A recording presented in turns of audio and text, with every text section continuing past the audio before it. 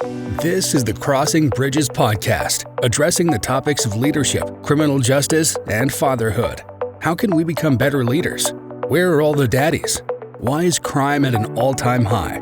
Here is your host, Bayonle Arashi.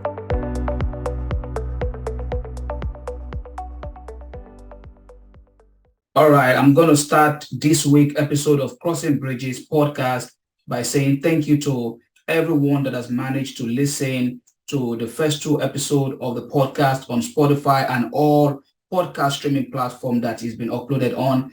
And also for some of you that have managed to watch the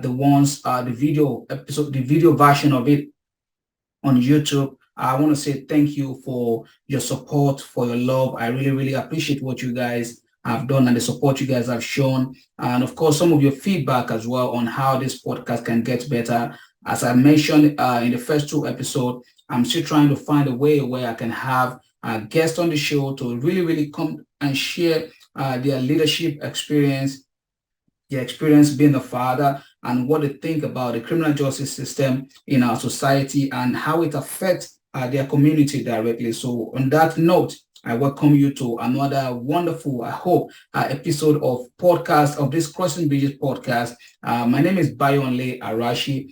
Always very excited coming your way to share my thoughts, my opinion, and of course what I see in society and how our society can get better in the areas of leadership, which I think it's the most important at the moment, especially at this time in the world. Look at it in every sector: politics, sport, entertainment, just in every facet of life. Leaders are needed, and leaders really, really need to rise up. You have that leadership quality in you. If you are listening or watching this, and you need to rise up to the occasion in any area that you are serving, and come on and just come up with your ideas, share your opinion, learn from other people's experiences, and use it to shape your own life for the better. The past 2 weeks has been very, very adventurous for me. I was very, very privileged to attend the 75th edition of the United Soccer Coaches Convention in the ancient city of Philadelphia, Pennsylvania. It was a very, very wonderful occasion. Fortunately for me, for the first time, I attended that convention on scholarship by United Soccer Coaches Foundation. So special thanks to everyone at the United Soccer Coaches Foundation and the entire organization for such an amazing host. It was an eye-opener listening to leaders in the world of soccer, the beautiful game as we call it. For many, many of you that have been following my work or that I know that found out about me somehow, you will know that my background is in football, which we call soccer in the United States, and broadcasting. So everything that I do and everything that I've become today has always stemmed from that background of football and broadcasting. And up till now, it is still the main passion. It is still the main driving force that drives me. For some of you that have the opportunity to be watching this podcast on video, you can look right behind me and see what I am made of and what I'm really, really hoping that will be my legacy in the future. So welcome to Crossing Bridges podcast.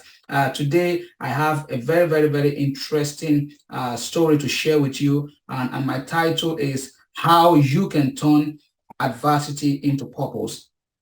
Many, many, many of us, either you have gone through it or you are about to, or you are currently going through it, will face many, many adversity in life. It's not an escape. You cannot escape it.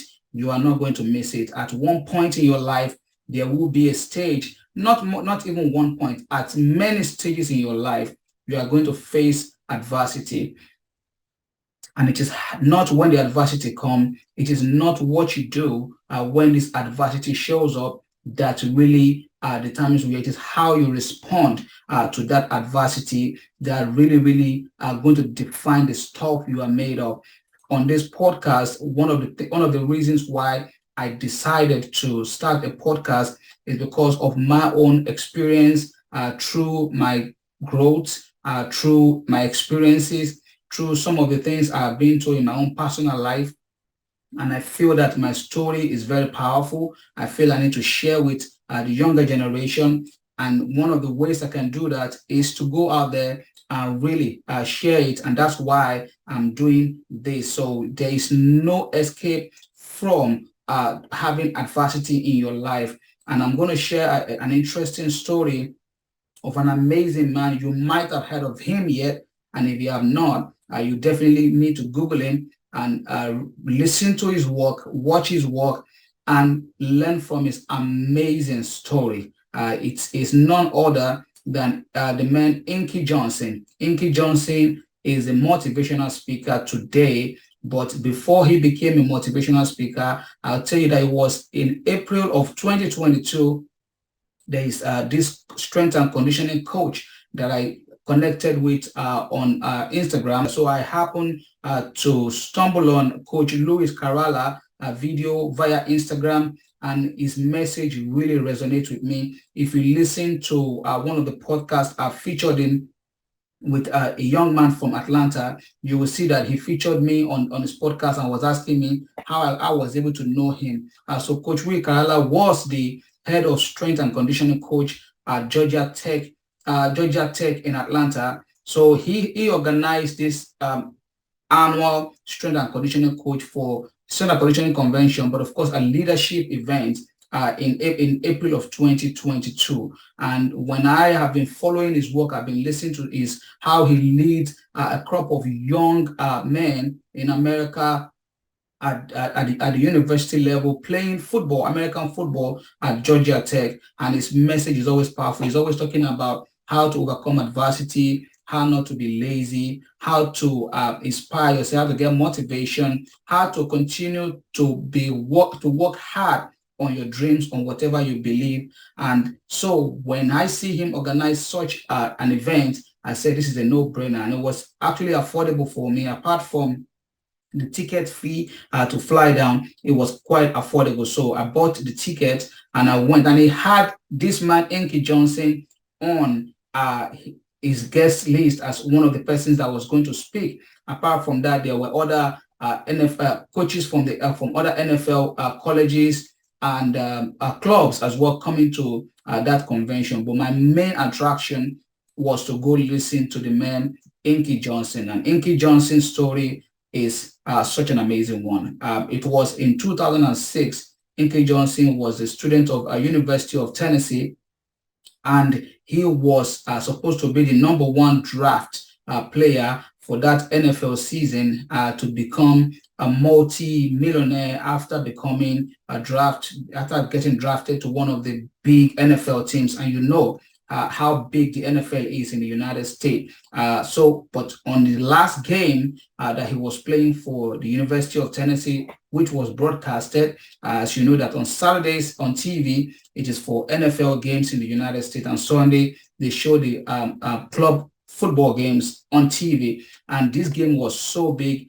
Well, it was a couple of minutes into the game. It was just a direct hit between Inky Johnson and another opposing player, and he went down, and that was the end of his career as a football player.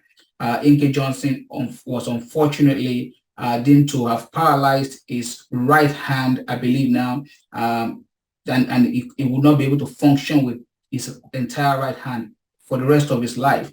And I know for many of us, it might not be our right hand. It might be some disease. It might be some failure in areas of our life. It might be divorce. It could be anything, but there is always a different way adversity shows up in people's life. But for Inky Johnson, it was through his physical appearance. He will not be able to use his hand anymore. I mean, you can only understand this story if you listen to him sharing it himself. And like I said, you can easily learn more about Inky Johnson's story by simply go to YouTube and watch his video, or Google him and just listen and watch his story. But what made me to use this man as an example today, and for me to be able to travel from Houston to Atlanta to be able to watch him speak, is the tone at which he delivers his message, is with the passion at which he delivers his message. It with the strongness of his message, the heaviness of his message, that that preaches that adversity is going to show up in our life. Inky Johnson, however, did not let this temporary disability affect his life. He did went on to study psychology in the same school, and now, believe it or not, Inky Johnson is one of the highest seek and highest paid motivational speaker in the world, not only in the United States. And when you listen to him, you'll probably find out why. His message is so strong. There is no way you're going to listen to him for 5-10 minutes and that he's not going to preach to your mind. He's not going to make you to ask yourself a question that how hard could my life be? What is my excuse? Why am I not doing what I'm supposed to do? And for him today, he is one of the most sought African American and of any culture speaker that you can see out there preaching and inspiring the next generation, including myself. I had to meet him in person. I have a picture of him that I'm going to share. If you're watching this via video while editing this particular podcast for you to see with me and Inky Johnson and Coach Louis Carvalho, that was actually the person that made me to go watch that man live. And why did I share this story today? It is because I believe if someone as Inky Johnson can come from such a darkness, as from such hard situation that was designed, that was directed, that was said, okay, that's your own adversity and that's the end of it. If he had taken that bait and he had not said, okay, no, this is not going to be my end. I am going to take what life has given me and I'm going to make use of it and I'm going to use it to inspire my world. Personally, I have had many failures in my life as well. Some of them that I'm hoping as this podcast go on, I can be able to share with you. There's so many of them. Which one would I start from? Could it be from my own children, for my failure in business, for my mother being sick and me not being able to be there, for my kids, my daughters having some of the most important moments in their life, and I could not be there for them, to many other things that I could, to people that I really entrusted my business to, that betrayed me, to people that I thought were right behind me and they just did what human being does. So you will have adversity. You will face adversity. It is not when the adversity comes and that really define you. It is what you do with that adversity that will really change your life. Remember, it is said that life with God is not immunity from difficulty, but peace in difficulty. So there will be difficulty, there will be hardship, there will be pain. If your dream is worth fighting for, if your dream is big enough, if your dream is going to change and inspire many people, it will be tested for authenticity. And if you have not gone through this yet, believe me, it is going to happen. Just wait for it. Adversity is going to come. It is how you are able to handle it that will really determine how far you are going to go in life. And I'm going to say this in every area of our life. For many people over the last few days on TV that I've had a chance to watch, I see crime rate really going high. I see people judging each other on social media, people hearing one side of a particular story and just go with it and assume a lot of things they want to assume. You have enough baggage of your own. Your own life is enough for you to be able to focus on. You have to focus on being the best and better version of yourself first before you look for ways to help other people or to change other people. You cannot actually change anybody if they are not willing to change. You have to work on yourself. You have to see that I have to become the best version of myself, especially as this podcast always preaches, with the focus of it being on leadership, criminal justice, and fatherhood for men out there. If you are a man in the world that we live in today, interestingly, I saw a video by the great psychologist, Dr. Jordan Peterson from Canada, on TikTok a few days ago. It was a very random video for a lady. I was asking him that what is the antidote for toxic masculinity.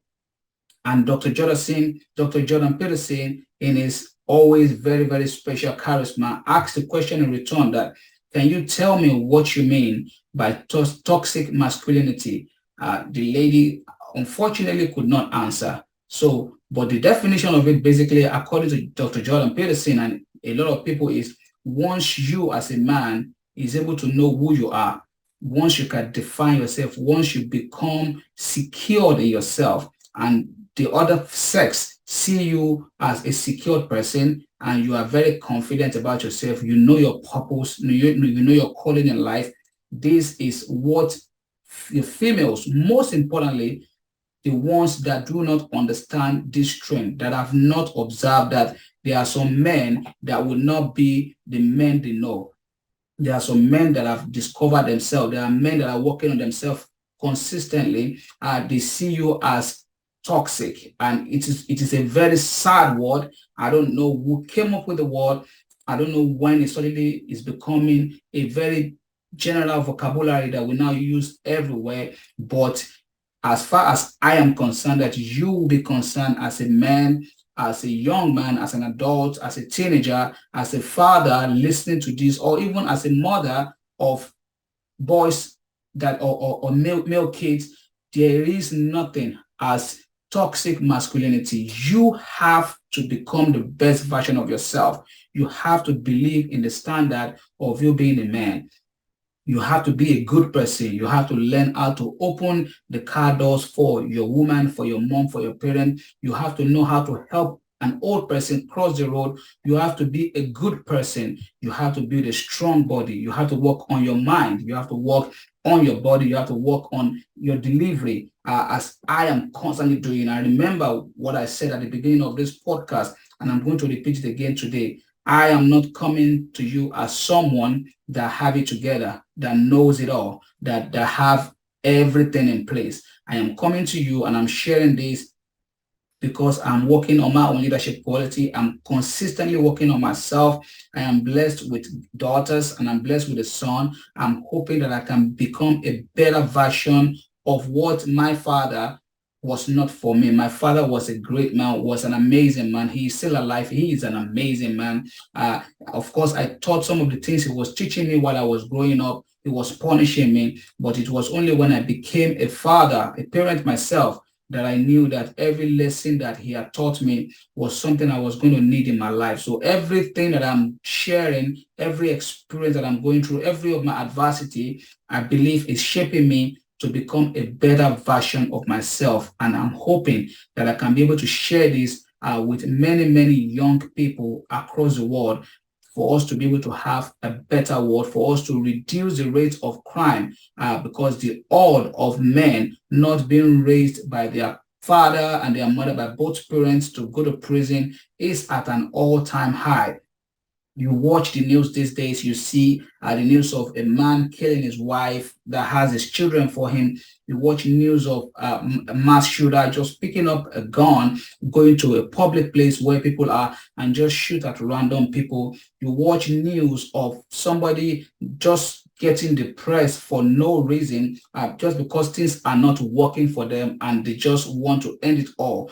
There are other ways you can always do it. Like I mentioned, build a better body. Go to the gym, read a good book, find motivation. Thank God for social media. Thank God for YouTube. Thank God for all those other apps that you might have been using. You have to just filter the ones that you know is going to work for you, the one that you know is going to help you. You have to consistently filter what you see and what you want to listen. If you want to listen to everything that's going on in the world, my friend, the chance of you going crazy is very, very high. So you have to consistently develop yourself and look for ways to better yourself. So adversity is going to come, but it is how you handle it that will differentiate you from other people. I'm very, very excited to have brought this episode to you. Next episode, hopefully, I'll come with a guest and we'll be able to share some of their own opinion about fatherhood, about leadership, and on criminal justice. But till then, this is going to be my parting shot for today. That the possession of material riches without inner peace is like dying of thirst while bathing in a lake. You can never get before you give. So, my friend, if you want to get, learn to give. Learn to give value to people. Learn to share your experience. Learn to share your knowledge. Learn to share your valuables. If you are rich or if you are comfortable and someone around you is in need, share what you have. If it is knowledge that you have, share it. If it is wisdom that you have, share it. I'm always looking for ways to go to public schools to share my experience working in the criminal justice system and to share my knowledge with the young teenagers and young adults on how to find purpose early on in life. So if you are in that capacity, a school administrator, a manager, a coach of a particular sport team, and you want to engage some of your athletes in motivation, give me a call, send me an email, and let us work out something. I will be very, very excited to come and share with you guys. Keep watching Crossing Bridges, keep learning, keep developing yourself, and I'm always rooting for you. Till I see you guys again next time. God bless you and take care of yourself. My name is Bayonle Arashi. Bye-bye now.